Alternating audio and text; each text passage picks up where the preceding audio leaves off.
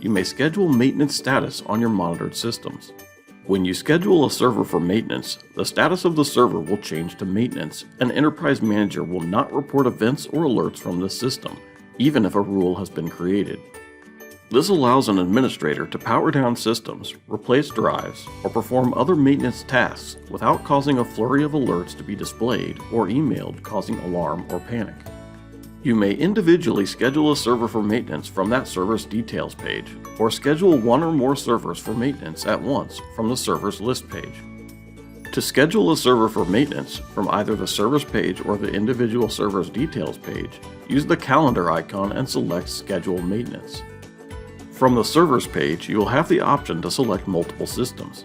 The option exists to schedule either the start or the stop of maintenance status. After selecting Start or Stop, set the scheduled time for the change to take place, then click Apply. These changes will appear under each server's upcoming actions as well as the Server Actions page.